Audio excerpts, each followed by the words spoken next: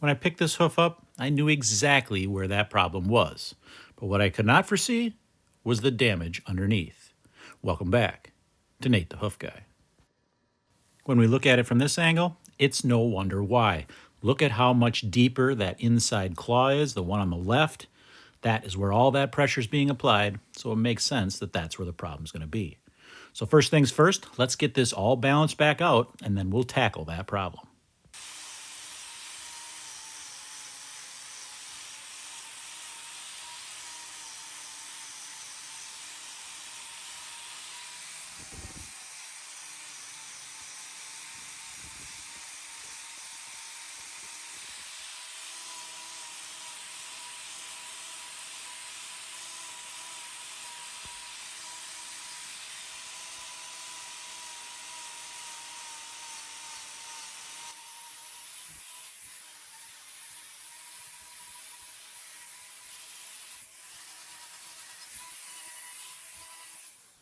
As expected, that is where the problem lies, and in a few minutes, you'll be just as surprised as I was at what's underneath.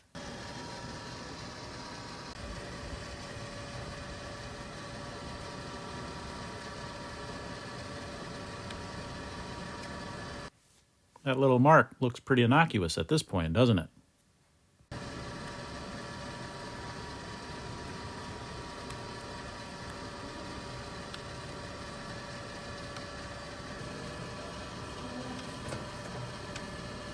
I'm taking real thin swipes here because I know I'm almost through.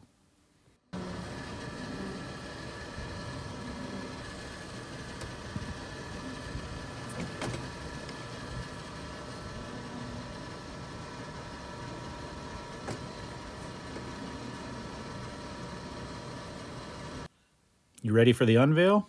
You'll understand why I titled this video the way that I did.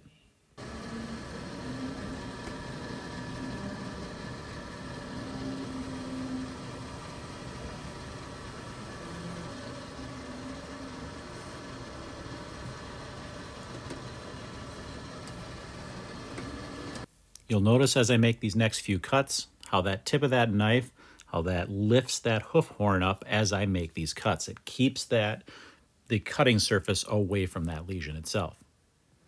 Now, it's really just a matter of freeing this lesion from any of these loose bits of hoof horn that have released from that foot so that they're not causing any more damage to that area or pinching or anything like that when she takes a step or bumps it on anything.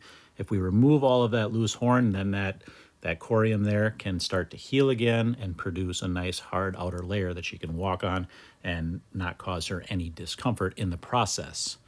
A few more swipes of this, we'll have this freed up, and then you know all the steps after that. We're gonna get a block on that other claw, get this all treated, and then we're gonna come back and take a look at her 2 weeks later, just so you can see how much a cow can improve with just a little bit of treatment.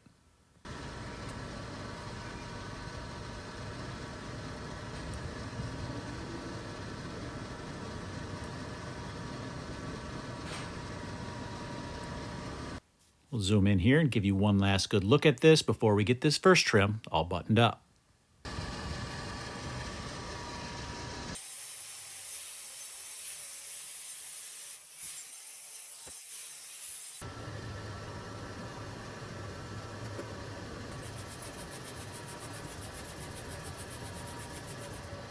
Got one little piece of hoof horn left to remove here, then we're going to get this foot all wrapped up and move on to that 2-week recheck.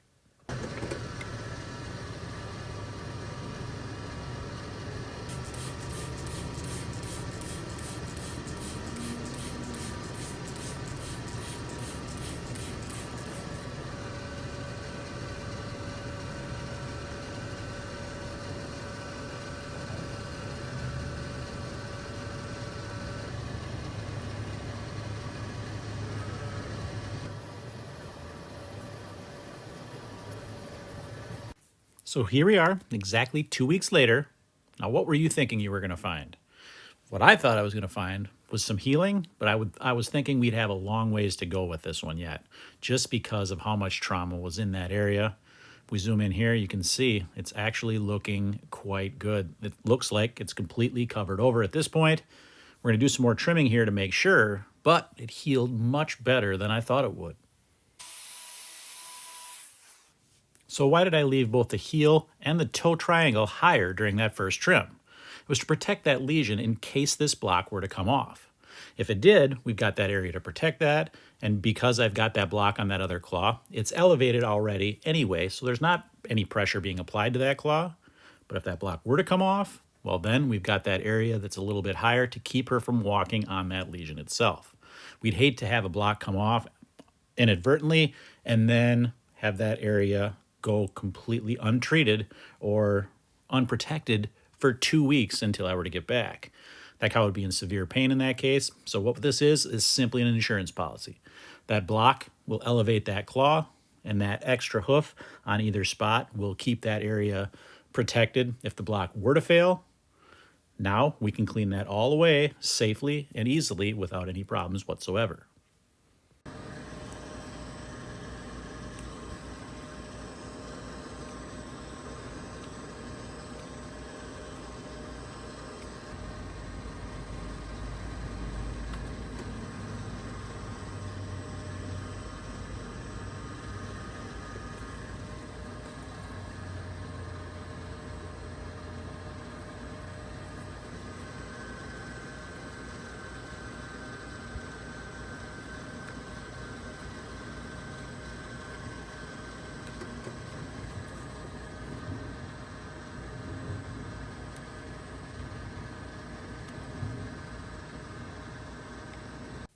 I don't want to monkey around this lesion area too much. I want to remove some of these jagged edges, but I don't want to get too aggressive in here because I know that that hoof horn cannot possibly be very thick the way it was just 2 weeks ago.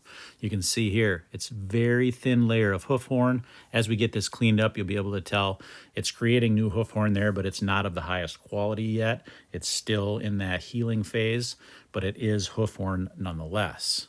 Even still, I'm not going to mess around too much in there. It's not advantageous at this point. We'll allow that to continue to thicken up, and then we can get that all trimmed perfectly flat. The block is still sound, so it can remain in place.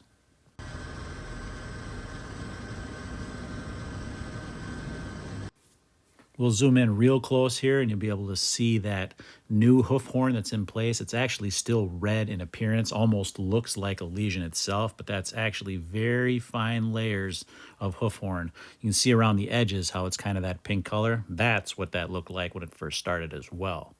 And then we got a bit of a change up for this one. 9-year-old Ziva sent me a box of hoof wraps that she wanted me to use. She wanted pink hoof wrap this time, and I can oblige. Thank you, Ziva, for sending me that, and here you go. Here's that pink hoof wrap going on. We're going to get this all wrapped up, then we're going to let her go. You can be able to see how she looked during that first trim, and then we'll be able to see how she's walking after the second trim, and I think we can all agree she's feeling much, much better.